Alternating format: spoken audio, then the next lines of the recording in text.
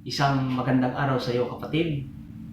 Samahan mo ako sa isang maikling talakayan patungkol sa talinghaga na itinuro ng ating Panginoong Hesus. Ang talinghaga patungkol sa mag-aasik. In Matthew chapter 13, verse 1 through verse 9, and verse 18 through verse 23.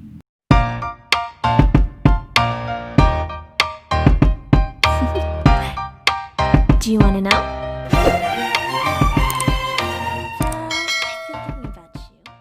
That same day, Jesus left the house and went to the lakeside, where he sat down to teach. The crowd that gathered around him was so large that he got into a boat and sat in it, while the crowd stood on the shore. He used parables to tell them many things. Once there was a man who went out to sow grain. As he scattered the seed in the field, some of it fell along the path, and the birds came and ate it up. Some of it fell on rocky ground where there was little soil. The seed soon sprouted because the soil wasn't deep. But when the sun came up, it burned the young plants, and because the roots had not grown deep enough, the plants soon dried up. Some of the seed fell among thorn bushes, which grew up and choked the plants. But some seeds fell in good soil. The plants bore grain. Some had 100 grains, others 60, and others 30. And Jesus concluded, "Listen then, if you have ears. Listen then and learn what the parable of the sower means. Those who hear the message about the kingdom but do not understand it are like the seeds that fell along the path. The evil one comes and snatches away what was sown in them. The seeds that fell on rocky ground stand for those who receive the message gladly as soon as they hear it. But it does not sink deep into them, and they don't last long. So when trouble or persecution comes because of the message, they give up at once. The seeds that fell among thorn bushes stand for those who hear the message. But the worries about this life and the love for riches choke the message, and they don't bear fruit.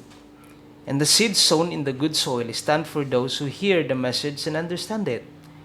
They bear fruit, some as much as 100, others 60, and others 30. Ito ang pinakaunang talinghaga na itinuro ni Jesus ayon sa sulat ni Mateo. Ang talinghaga patungkol sa mag-aasik. Parables by definition are three stories that convey heavenly truth or realities. Ito'y simpleng kwento na naglalaman ng katotohanan patungkol sa kaharian ng Diyos.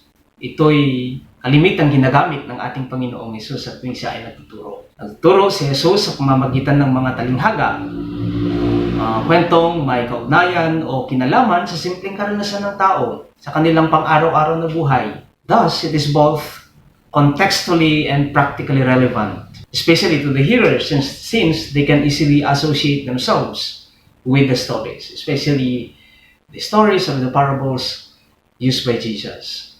Yung kung paanong itinuturo ng ating Panginoong Hesus. It is contextually and practically relevant in the sense that they can easily associate themselves with the stories used by Jesus. So the parable of the sower has its own allegorical interpretation based from the perspective of the storyteller. Sino nga ba ang storyteller na ito? Ito mismo ang ating Panginoong Hesus. It reveals allegorical interpretation based from Jesus himself. Sabi ng ating Panginoong Hesus, lumabas ang mga hasik upang siya'y maghasik. So from the very beginning, the vocation of that manghahasik has been justified by his work. Lumabas siya upang gampanan ang kanyang trabaho. Lumabas siya upang manghasik. At ayon sa kwento ng ating Panginoong Hesus, ayon sa talinghaga na ginamit ng ating Panginoong Hesus o itinuro ng ating Panginoong Hesus, ang iba ay nahulog sa daan. Ang ibang mga naihasik na buto ay nahulog sa daan.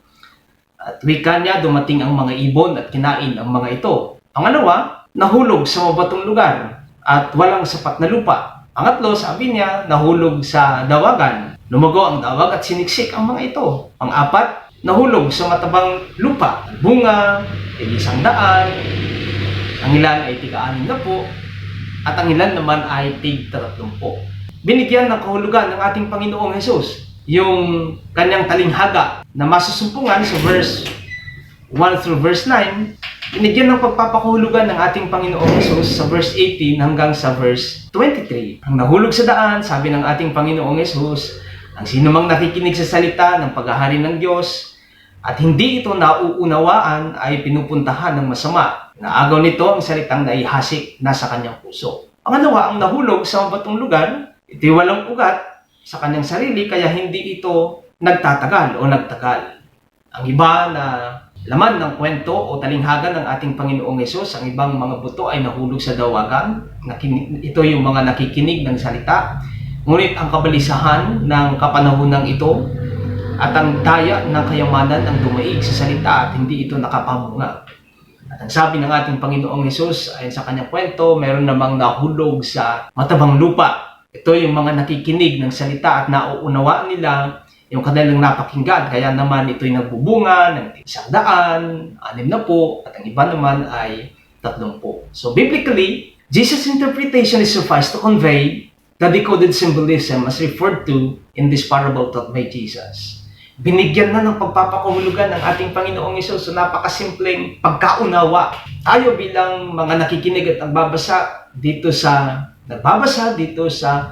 talinghagang itinuro ng ating Panginoong Hesus, there is actually an allegorical interpretation based from the storyteller at ito ang ating Panginoong Hesus. And so, the allegorical interpretation may be ruled out since the storyteller, Jesus Christ Himself, discloses His own articulation.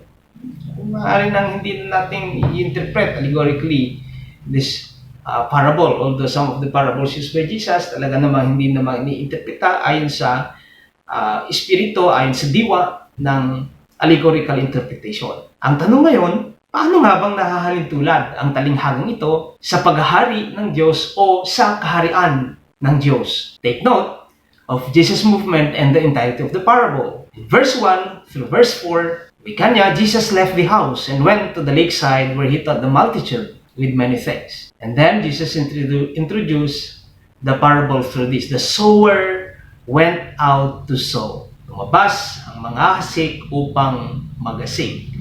So both Jesus and the sower proceed from where they came from. Mayroon silang pinagmulan, meron silang pinanggalingan. Thus, the movement reveals the message of incarnation, a divine initiative that introduces the prelude of God's kingdom at hand. Siya'y lumabas, maging yung mga hasik, siya din ay lumabas at nangasik or upang magasik.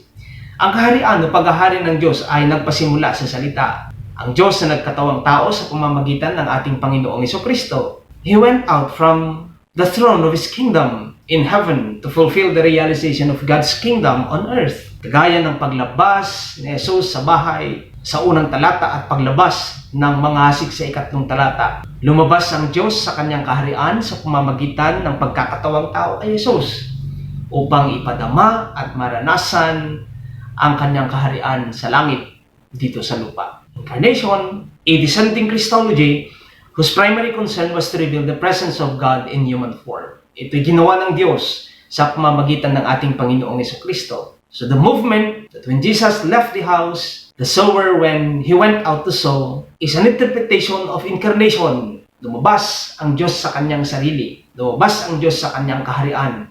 At siya'y nagkatawang tao sa pamamagitan ng ating Panginoong Hesus. Even the parable of the sower, ganito inihahalin tulad ng kaharian ng Diyos, na merong isang Diyos na hindi niya inalintagan na maging tao, bagkus He embraced the human flesh, the human form, for us to recognize and feel the presence of God in a human form, through and in the person of the Lord Jesus Christ. And so from a simple gesture of sowing emerges a theological and confessional divine inclusivity. Text is very silent as to the relevance of sowing bed where the seeds are to be sown. Hindi naman inihayag ng banal na kasulatan kung saan naihanda, kung saan ihasik lamang ang mga buto. So it's very silent as to the relevance of sowing bed where the seeds are to be scattered or are to be sown. Hindi naging mahalaga sa mga hasik kung saan tutubo at mamumunga ang kanyang inihasik.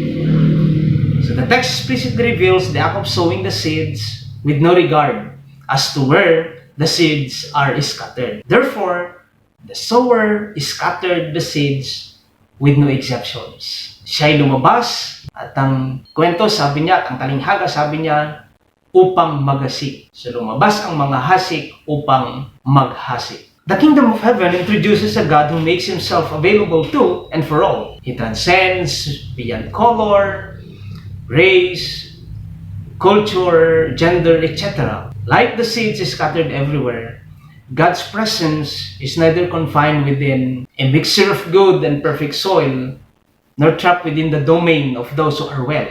In fact, Jesus preferred to be scattered in the world, an inclusive territory where the presence of God in Jesus becomes available. Ang kaharian ng Diyos, gaya ng talinghagang itinuro ni Jesus, ay hindi nililimitahan sa pamamagitan ng bilang ng tao. The numbers referred to in this gospel lesson reveals the sufficiency of His kingdom and the sufficiency of God to accommodate us in His fold. The numbers 100, or 60, or 30 does not imply the number of those who belong to the fold, those who belong to the kingdom. It does imply the sufficiency of His fold, the sufficiency of God. Sa pamamagitan ng kanyang kaharian at ang kanyang presensya, siya ay sapat na, or ito ay sapat na. The sufficiency of God and His kingdom is not measured by the significant number of people. It is measured by the sufficiency of His extravagant grace and abundant love for us.